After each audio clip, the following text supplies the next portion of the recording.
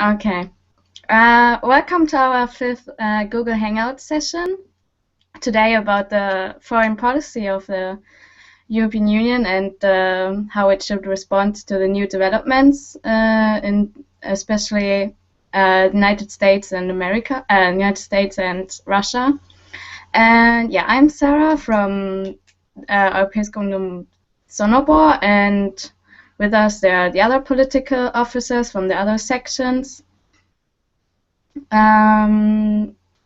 Yes, so I think we'll just start maybe with a general discussion on how we see the European Union's role globally, how it should respond in certain crises such as Syria or the Ukraine-Russia crisis, and whether it should take an active role in these situations, being united, having a united answer to this, or and how engaged should Europe be as an actor in the global in the international system.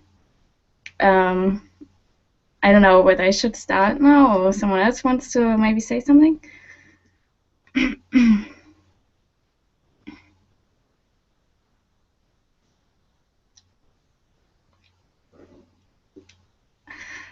Okay, I will start then.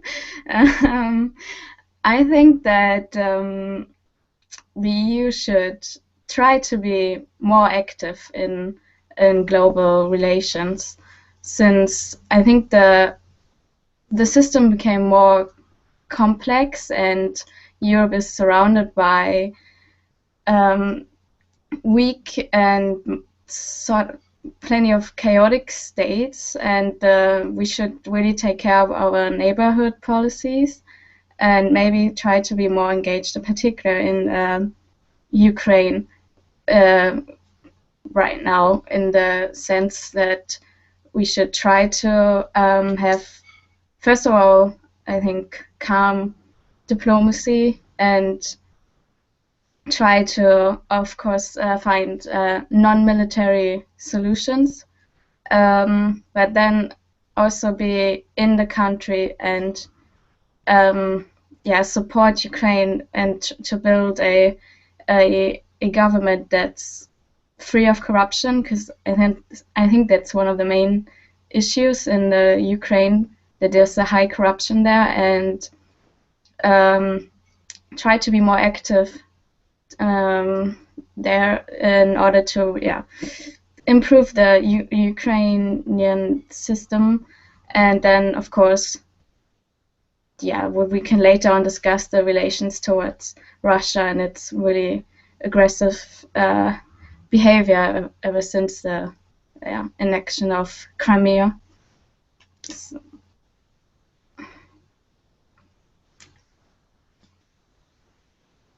maybe someone else wants to take over? For instance, Stefan? Yes, well, I'll be happy to. Can you hear me well, or is it too loud or not loud enough? I can hear you very well. Okay. Yes, well, European foreign policy is very tricky, but also something that is very interesting. It is very interesting to me because it is one of the areas that I believe an area, a forum like the European Union should really be prolific. It is an area where scale and scaling up really is beneficial, but it is something that the European Union has had mixed results with. Mark Eystens, Belgian politician, said that Europe is an economic giant, a political dwarf, and a military worm. And he said that long ago, and some things have changed, but not that much. When it comes to spreading capitalism and democracy in Eastern Europe, the European Union has been very successful. When it comes to trade, the European Union is a superpower when it comes to that. But when it comes to anything that has sort of hard power and is involved with hard power, then European Union struggles. It has made some attempts, like the High Representative of what is it called? High Representative of Common Foreign and Security Policy started out with Catherine Ashton, and now we have Federica Mogherini.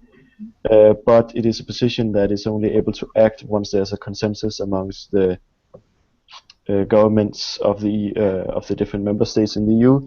So not entirely a very powerful position as of yet, but there is potential for growth there. And I think with the Lisbon Treaty, the European Union also gained a military component, sort of. There's these different European battle groups that have not really been used, but there's also some sort of common security pledge, I believe. So that has some security implications. Then there's a sort of second pillar to European security. There's the overall NATO, and then beyond that and within that there's the EU one. Regarding the current crises in Syria and in Ukraine, I do not really have any. Those are really tricky issues. I do not really have any concrete positions on those, but I would like to discuss them with you further into this hangout.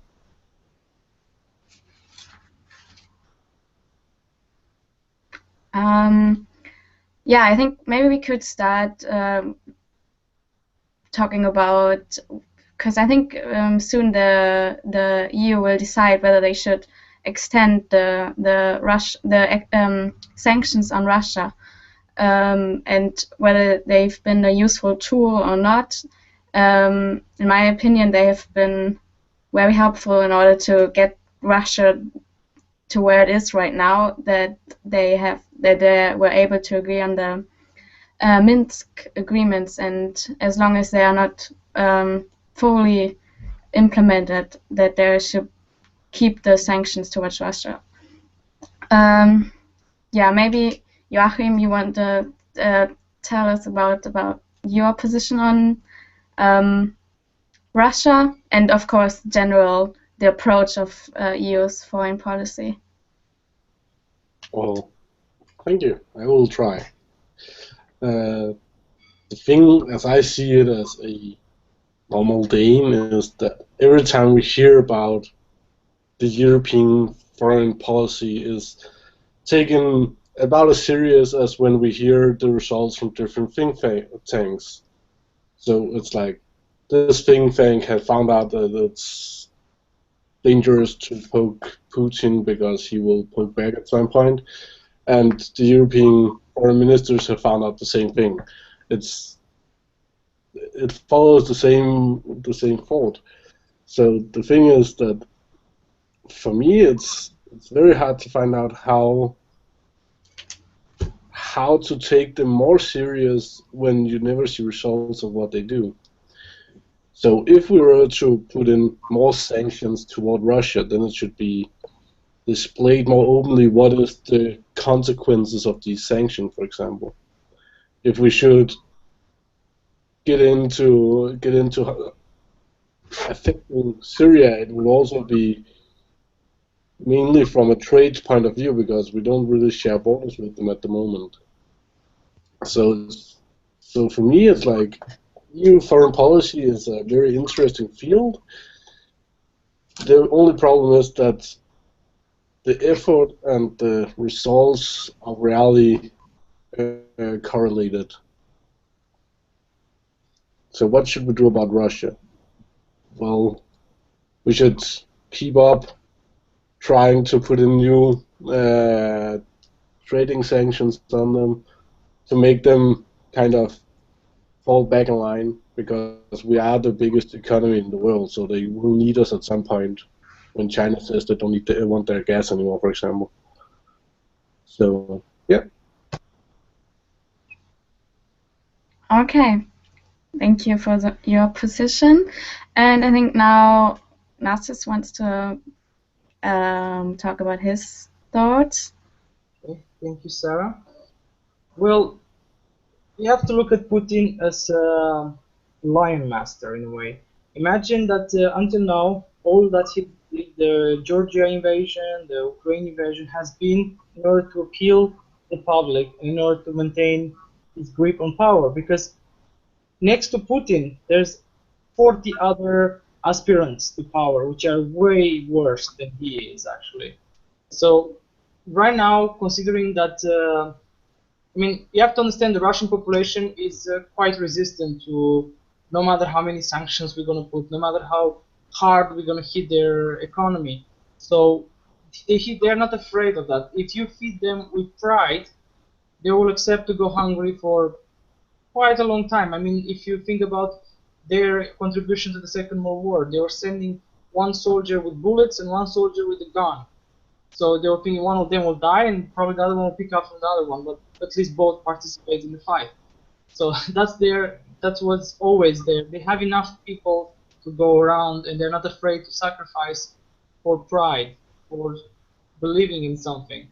So I don't think sanctions on Russia will work right now. I think military action on Russia will work right now, because what we have right now is that we have to realize he's waiting for the third target, and that could be anywhere from Estonia to Romania. Like he said that in 3 days he can take all the Eastern Europe back.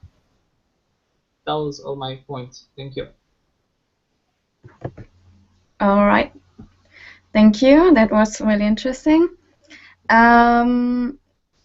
I think that Putin is really, really hard to analyze or to predict any of his actions. I think he has kind of changed from this, or maybe he hasn't changed, maybe he's been like this before, but being more pragmatist and now being more about ideology, or since this inaction of Crimea and the Russian ethnic minorities in Ukraine in order to maintain his influence in this country and generally in Eastern Europe. And of course, it's really hard to predict what Russia will do. But in a sense, I have to agree that I think Putin's action are to a large degree also for his maintain popularity in his own country and to get domestic support, which he has basically achieved through these actions in Ukraine, but also in Syria, just basically being present for quite a rather short time in Syria, and then surprising the West with his actions, changing the course of the war in Syria, which has given him, I think, a lot of domestic popularity. And the thing is, how should EU handle this? I don't really see military actions as solution, which is also, of course, not EU's objective, since it's not. It has more of like humanitarian actions or joint actions rather than military actions, of course, since it doesn't even have its own army. But it is military presence is more of the responsible for NATO in the case of Ukraine, especially. Maybe someone else wants to give another comment on this. Nazis. Okay, thank you. Well, I have one more thing, is that we have to understand that what Putin is doing is a divide and conquer strategy. Because you have to look at all his funding of nationalist parties in Europe. That's one fact. Two, increased spying activity. Just in the last week, at least 4 spies have been discovered in Spain, of living there for 20 years as sleeper agents. And then again, look at the Russian hooligans in France. It seems that they send their properly trained fighters as hooligans in France. I mean, it seems like he's just trying to taunt us. I mean, that's all I have to say on Putin before I get more angry. I agree that it makes it particularly hard to have good relations with Russia. And there was some people even talking about a second Cold War occurring, although it's, I think, right now rather an issue between EU and Russia. Okay, maybe Stefan, you want to talk next?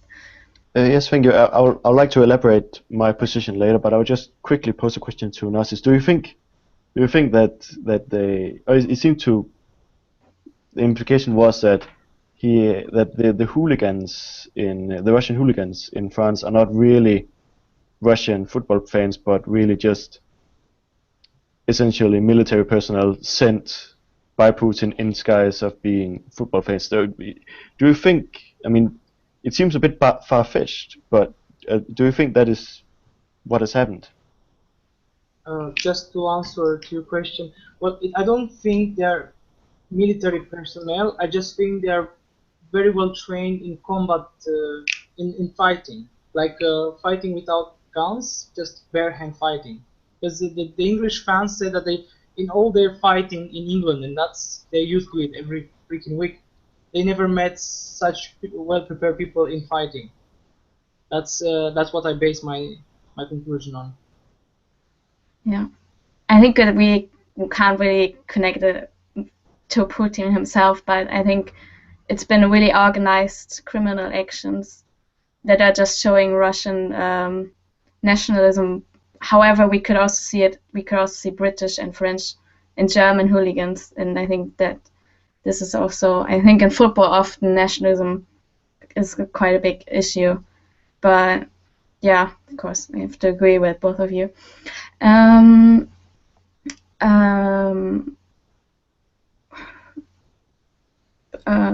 So, shall we? Anyone else wants to talk more about the sanctions? Just, I mean, generally, I think that EU has used these sanctions in the past for quite reasonable strategy, as it's since it has been able to negotiate the Minsk agreements, and that we should continue to work close with the Ukraine government. And also, how would you approach the issue of corruption in Ukraine? I think that it's really essential to build up good government in Ukraine in order to be able to have this as a basis as a position to negotiate or to handle Russia. Maybe Joachim? How would I handle corruption? That's a very interesting question, because if we can ask that, then we can also solve some problems in Africa afterwards. But the thing is that in order to have less corruption, and there is no country in the world where there is no corruption, is to raise the living standard of the given country.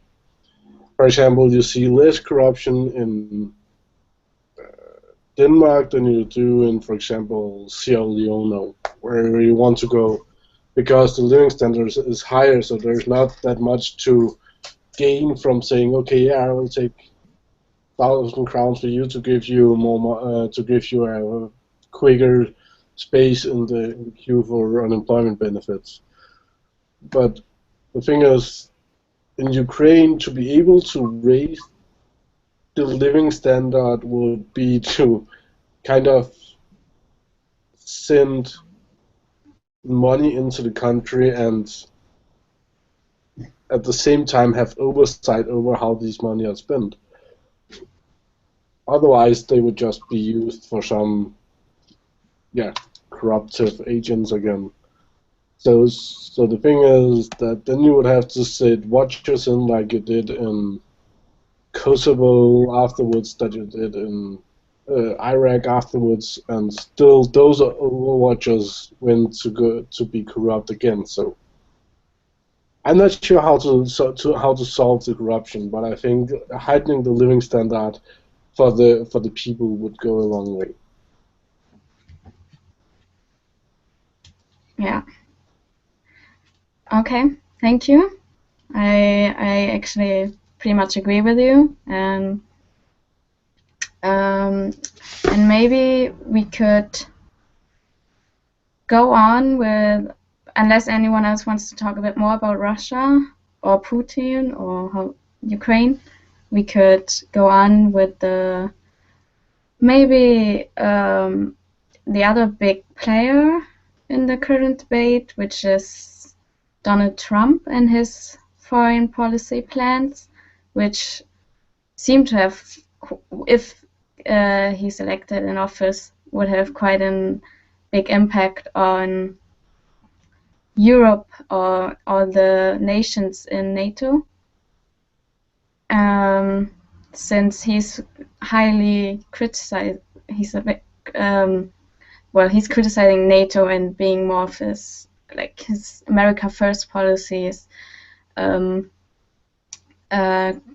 pretty much not satisfied with the current situation of NATO, since he's arguing that US is paying way too much, and he wants member states to sort of pay for the American safety. Otherwise, he's not willing to be part of NATO, or to be present in the sense they are right now. So, Stefan, you want to go first on this topic? Yes, thank you very much. Yeah, I think it is to the impediment of both Europe and the United States that the security, that North Atlantic security is as asymmetrical and one-sided as it is today, because the European countries have really been free riding on American taxpayers with their defense budget that has been bloated to accommodate defense needs for two continents, essentially.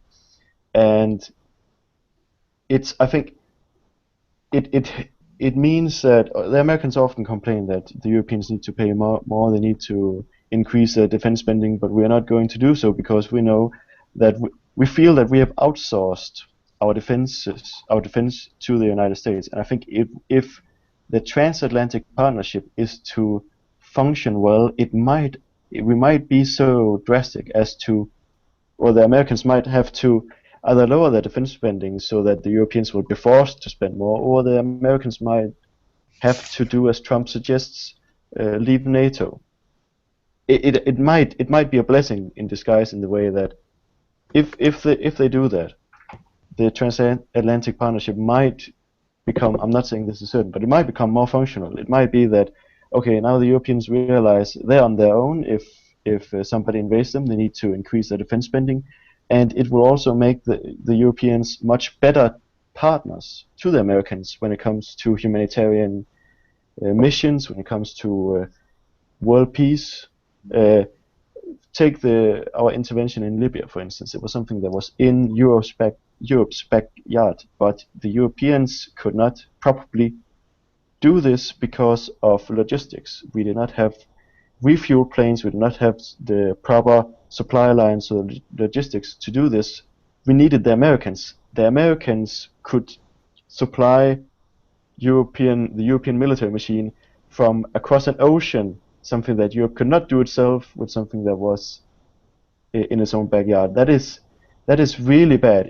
If ever the Americans choose to, in a crisis where Europe is in a crisis, to leave us, then we are going to be in big trouble. I think we should prepare ourselves for the day that the Americans are not willing to help us, because otherwise our safety and our security is not at all in our own hands. So this might actually be a benefit, even though it looks like something that is going to be a detriment. All right. Narcissus has a comment on this. So, Stefan, if I understand well, what you're proposing is more investment in EU military, right? Yes, either in more.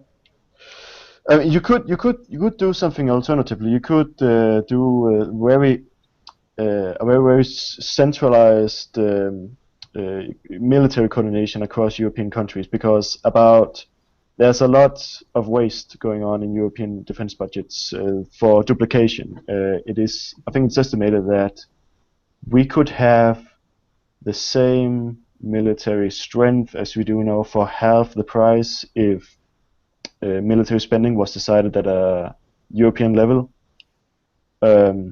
which is really logical, because if you have like a bunch of if you're a small country and you're going to buy a navy, then of course you'll buy a small ship. But then if you have 28 small navies, then you're going to have hundreds of small ships, whereas you really ought to have some aircraft carriers and some other stuff. But there's no one country that is capable of having that on its own. So there would be some benefit in coordinating defense spending. But if we're not going to do that, then yeah, we're going to have to spend a lot more.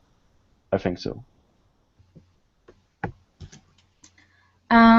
All right, now that was interesting. I will agree that with the fact that America's incentive to actually maintain the structure of NATO as it is right now is probably way less apparent than it used to be, since the threats have changed, or the threats towards the US have changed. Russia's not as a threat anymore as it maybe used to be. There are other actors in the system, and that in general, I think it's also not a really good idea to rely on the US in order to protect EU or European security. On the other hand, I'm not quite sure how capable the EU would be to have a common military presence in the world, since it's quite still really national issue, and how to realize this, maybe Stefan could elaborate on this. Yes, well, I think maybe in the long run, I mean, in 100 years or so, then it might be a common European army might be feasible. But I think in the short run, the short term, the best we can really do is just to coordinate defense spending. So if a group of countries buy the same plane, buy the same things, and sort of coordinate, okay, we need this much, then there will be a disincentive for each country to, and if there's a common European decided, if there's a defense level of defense spending that is decided at European level, then there's not going to be a race to the bottom incentive as there currently is, where we just spend as little as possible because we know there's a bunch of countries in NATO that are going to have our backs if something happens. And then you will also, if countries buy a lot of the same things at the same time, then you are going to have then you're going to have them at a cheaper price, just like in real life when you buy something at a surplus. So if you buy large volume, I think that is what is probably going to need to happen in the short term. I think an actual EU army is not really feasible. I think we already have these EU battle groups, which are composed of national divisions. We haven't used those yet, but until we use those and see how efficient they actually are, I'm not really sure how good an EU army would be. There's also a language barrier, but if in the future, if all Europeans speak English, then we'll have a solution to that problem. Okay, thank you. That was really nice to hear some concrete ideas about how to coordinate. And now Joachim has another comment. Yes.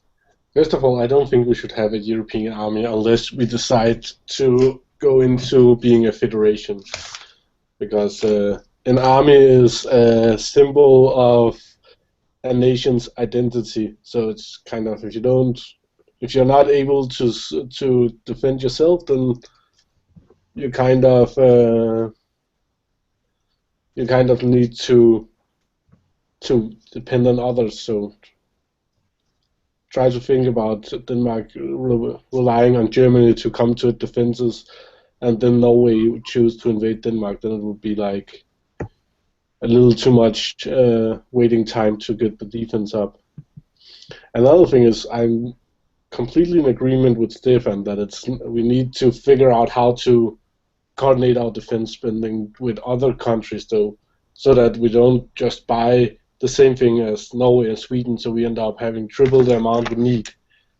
There needs to be some kind of an idea about, well, we are here, we can help each other, but we shouldn't just push each other to be totally reliant on us. And if the US choose to go out of NATO, then I would strongly disagree with the idea about military action against Russia. Because look at history. Europe has not been able to defend itself for almost 200 years. Every time something happens, we have been saved by the Americans. That's actually since the start of the 1900. So I think it's a dangerous proposition to say that it will be a blessing in disguise unless that we actually figure out a way to take care of ourselves. Because the biggest enemy Europe has is Europe itself, because when we start fighting among ourselves, that's when we kind of lose control of the battles. Yeah. So coordinated defense spending at some point.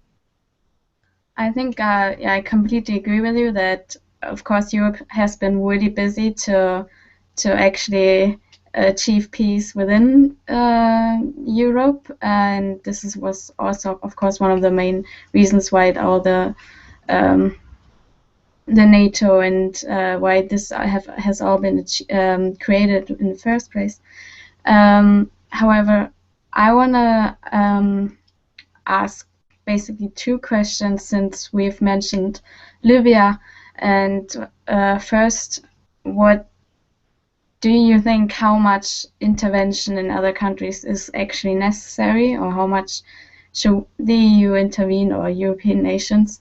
And then second, on how much intervention could a common European approach actually agree on, since we have, if we take the most dramatic case, the Iraq invasion in 2003, which kind of split the Europe, particular the UK, that was of course in favor of this invasion, and then the majority actually being against it. And then in the end we could see that the result was, of course, very, very, very negative. That there was no sense in trying to create democracies by intervening with the society or the government. And yeah, this poses two major questions. First of all, that's whether democratic peace is actually working, and I think that of course now from a really realist perspective, I think that it's not that EU shouldn't go the road that, of course, we are defending democracy and we promote democracy, but not in the sense. I think it is not possible to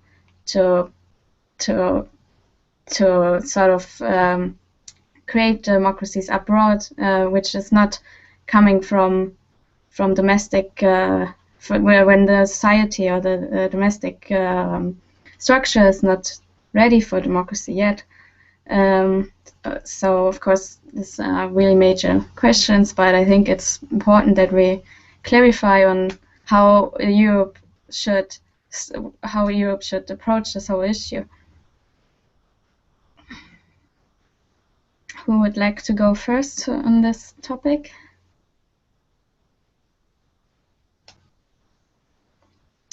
Otherwise, I could still keep talking about how I think it's not really working to spread democracy, since, well, I think that we could see that, especially in like the democratization phases, there's really high risk of nationalist elites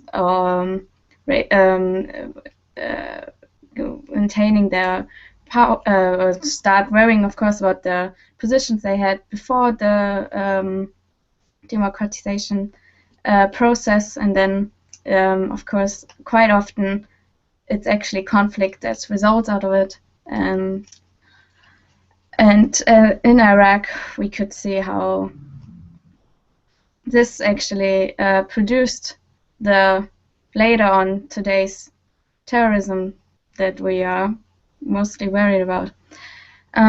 Stefan, you have a comment? Yes, I think the notion that we can create democracies out of thin air abroad in third world countries is something that I agree with you. It doesn't seem to be working, but I think it's because I think some of the biggest mistakes were, of course, done in the Bush administration. I think in that administration there was a sort of belief that what had been done with Germany and Japan after the Second World War could be done in other countries. They expected that once they had freed Iraq from Saddam Hussein, that they would be greeted as liberators. While that was not really the case. The thing that I sort of noticed is that the comparison between Germany and Japan and then these new attempts at spreading democracy are very different. Like, if you see the first time you tried democracy in Germany, it pretty much failed pretty quickly, which is pretty much what we're seeing now with all these different countries, Egypt amongst one of them, the new examples. And then after that attempt, then after a sort of a transition, a good transition period, then you had a good stable democracy. The same thing with Japan. Before Japan became a democracy, before the Second World War, because before the First World War, Western powers had helped Japan create a sort of westernized governmental structure. And it's in political science, it is often mentioned, it is not about the type of government, it's about the degree of government. You need a stable government with the rule of law and with very little corruption, and that is what works. That is what we've seen in Taiwan. That's what we've seen in South Korea. If you have some sort of intermediate state, some sort of autocracy, but an autocracy that works and has a stable government, then eventually it will, as the population becomes richer and more informed, more educated, they will demand more authority.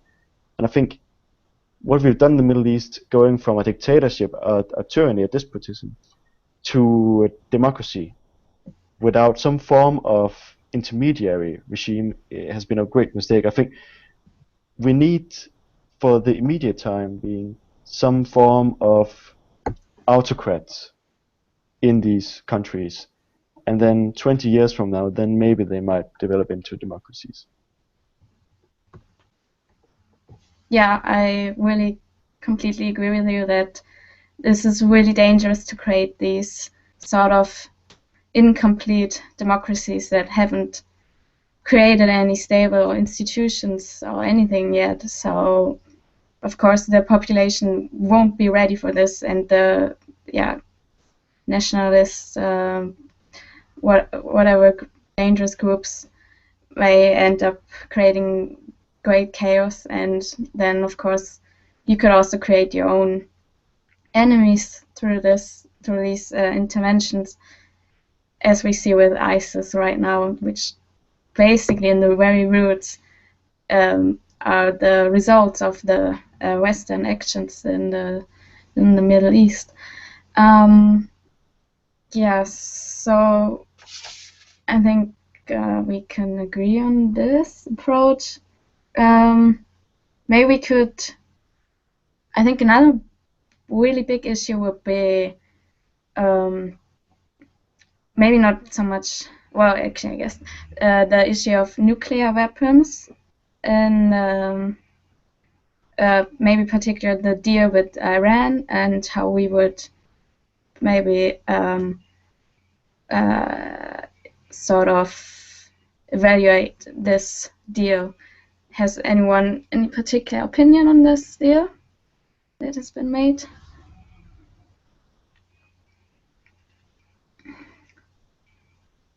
I think that we are probably, or the EU is probably the same, that everyone is aiming for a nuclear, a world free of nuclear weapons.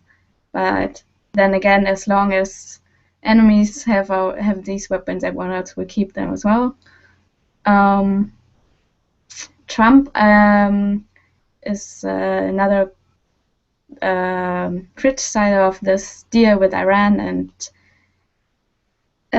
which would of course be another. I guess when he's elected, this deal would be stopped in a sense. But first of all, right now it's that they have lifted sanctions from Iran and that they are able to control their nuclear, or they intend to be able to control the actions in Iran. I think, Narcissus wants to say something about this.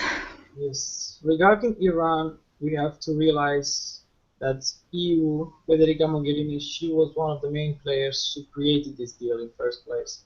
So if Trump and if the Congress, the Republicans are by any chance, even though, well, there's two things here. One, Trump might get elected, but two, the Congress, the next Congress that will be a Bernie Sanders Congress. So wherever Trump gets elected, he will only be able to do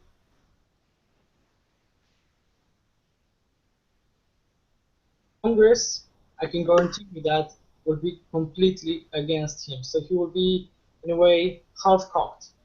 He will not be fully loaded in his power to do stuff, stupid stuff, most likely.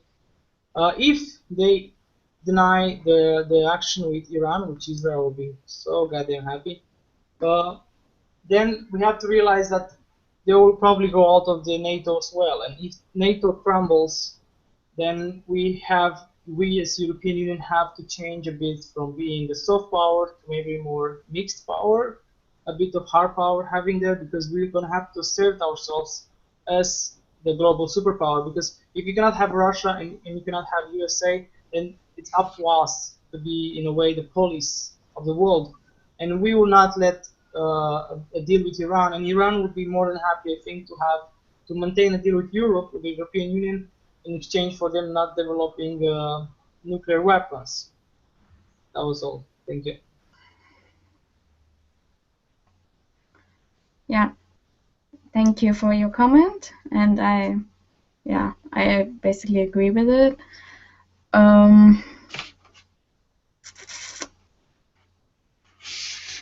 Yeah, maybe we could again talk about NATO in the sense about extension and how far NATO should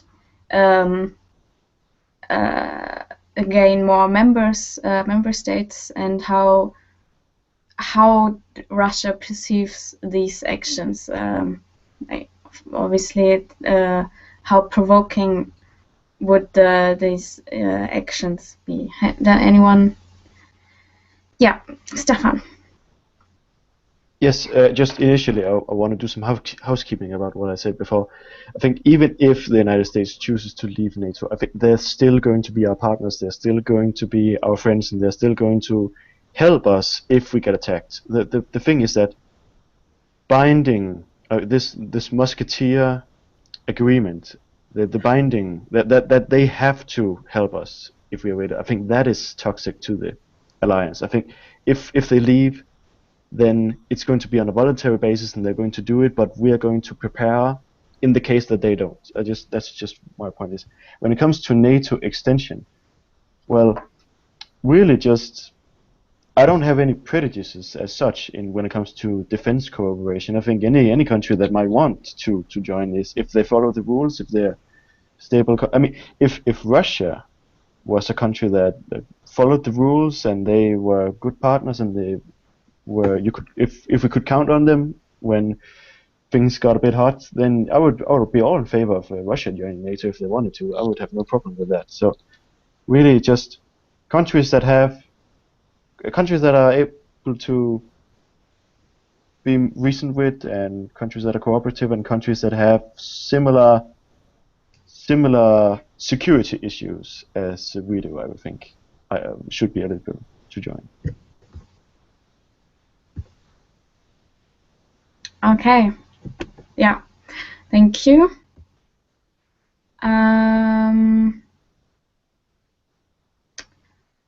Yeah.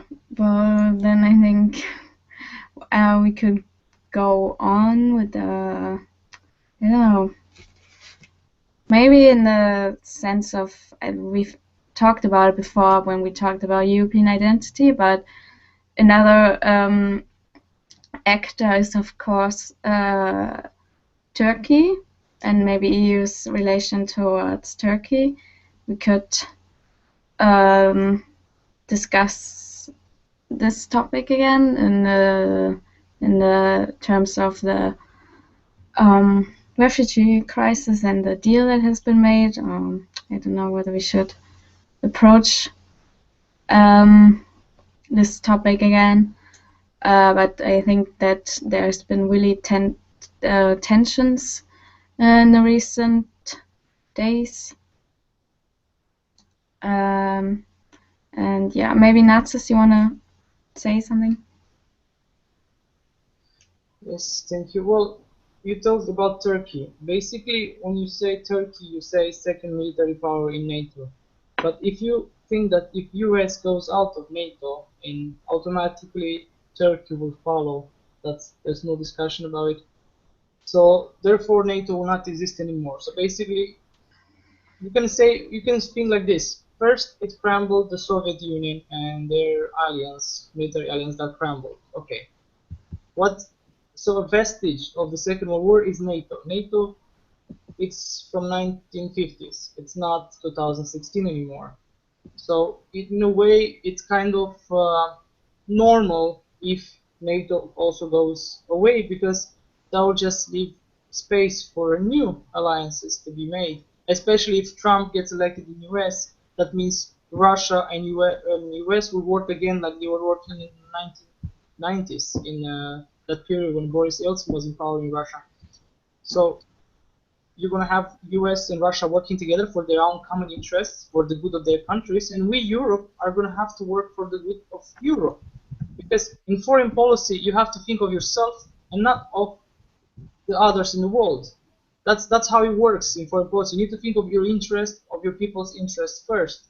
That's how the people in military think. That's usually the typical mentality. So when we went to Libya, for example, we didn't go there to make it more democratic because we are so nice and good. We went there because we want and we need that place to be peaceful in order to our borders, our southern borders, to be peaceful. So it doesn't really matter how much intervention is there we should have. It matters that place is peaceful. That's all should be counting for us. As long as there's no war on the borders of the Europe, then all should be fine. So that should be the main role of the future EU army, to maintain peace on the borders of the EU. And if any other country wants to join some kind of military protection under the EU, like Georgia, or from a country that perceives itself as an enemy, then we should be more than glad to cooperate. Thank you. All right, thank you. So this was one of our more realist approaches, I think, towards politics, which I basically agree on that. First of all, everyone has their own interests in mind. I don't know. However, I think that maybe in the world, Europe should still be active, not in the sense to just invade another country or go to another country and say, hey, let's have democracy right now, but more in the sense that,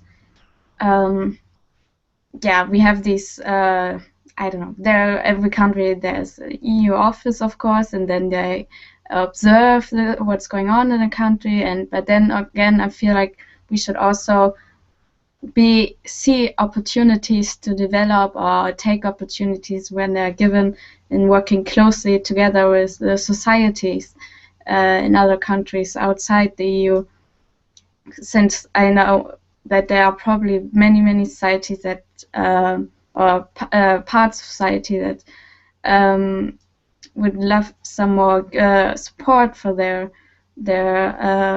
I think forward-thinking ideas, and in this sense, we should EU should still be active in the non-military way in general now. But yeah.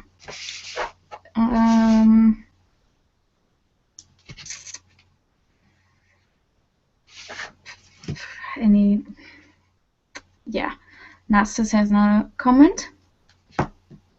Well, basically, if there is a group in a country that's not democratic, that wishes to be democratic, regardless if they're majority or not, and they have support from us, we should give it, because we are champions of democracy. And therefore, if there's one group in Belarus who asks, help us to make this country democratic, regardless that will become the future elite and the future ruling class, it will be in our interest to help them, regardless in which way and how.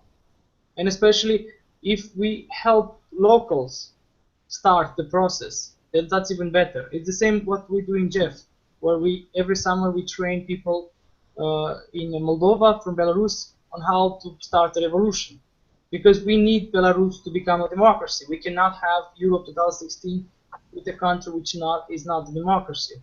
We have people, European people, in the continent of Europe who live under a dictatorship. That's not okay for this year. Thank you.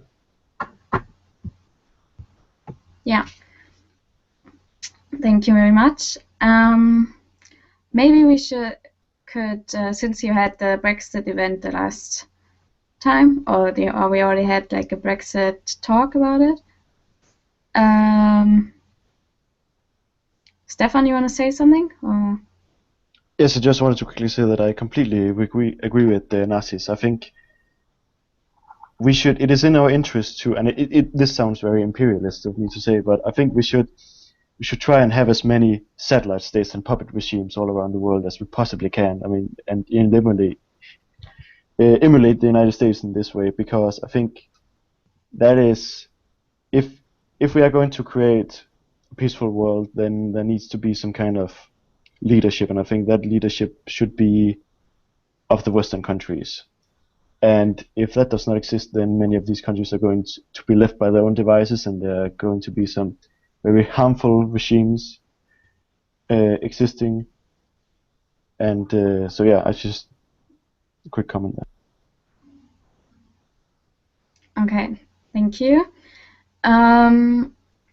So far we've talked a lot about the actors outside EU, and I think that we should also maybe approach the issue of the main actors inside, which are Germany and France and UK. And we can see, of course, France always has its own will, I guess, in its foreign policy. As well as the UK, both are really protective, I think, of their own national security, and also more active in military interventions. And maybe we could talk a little bit about France, and then of course, and what if UK decides to leave the EU in about 1 week, and how this then affect the EU. Maybe Joachim, you have some thoughts on this? Yeah, I can The thing is that I think even if Great Britain choose to leave the European Union, they will still continue to function as a NATO member. So it will not really have anything. It might collect some bad will in the council and stuff. But as a player in NATO, it will not really affect them because they are one of the major players in the case that they one of the few states who actually have atomic weapons. France would jump at the chance of the US going out of NATO because they have kind of wanted it to be that way for a long time so they could get even closer in Europe. And Germany is probably looking into what is best for Germany. So for me, it's like if NATO is going to be without Turkey, without the US, then I think that it will pull the rest closer together in the case of the Central European bloc. In case of Trump staying in and destroying everything in NATO because he's just that type of person who would like to stay in and be disruptive, then I think we would see a very annoyed council meetings with France and Germany. So the thing is that even though we would like to say that everything is going to be bad if Trump gets elected as president, we actually don't know. So it's the same with the trade, our TTIP agreement. If Trump gets elected as president, he cannot really just toss it out the window because it's already in the making. It's a theory called path dependency that sometimes you sit on a path you cannot really change because it has been going this way for a long time. So I think we will have to watch and learn for the next couple of months. Thank you. All right. Thank you very much. And I think we have now really talked about a wide range of topics. Of course, not really in depth, but at least we gave everyone slightly quite a good overview of what issues are there. And I think we can close this debate now. Maybe, well, everyone who has some comments can give a comment. Me personally, I think that we had some good aspects in the sense that that EU should definitely keep a strong voice in the international system, be prepared for a Trump presidency, which I think is also maybe in the sense good for Europe to sort of realize that they should make themselves less dependent on American security actions, American military, and also in a sense towards Russia. I think we should also try to make ourselves less dependent on their energy supplies, and try to sort of improve relations towards Russia and with a calm diplomacy. And yeah, I think that's pretty much important. And I think another important aspect that we have all agreed on is that we are not going, that you should not be this sense the peace and democracy in the sense to promote these, of course, promote these values, but not more in the pressing way that it is forced on anyone. So you have to be a bit of a realist in this sense, and not, of course, we defend these values, but it should be reasonable and made in a rational manner. I think this is an important aspect that we all agreed on today, and that should be somehow concluded involved in EU policies. That I think is important. Yeah, Narcissus has also a last concluding comment. Well, I would like to thank you all for a really good discussion, and for you, Sarah, for being a very good moderator tonight. What I would like to say is simple. Putin is playing a game of chess with us. It's a strategic chess on the geopolitical board. And unfortunately, on our side, it's an empty chair. We don't have anyone or any capabilities of geopolitical strategy or anyone hired for such a task. So basically, we have on one side a player, we have the board, which is basically Europe. That's what we are playing chess on. And we have one player who takes every round, and then we have no player on the other side.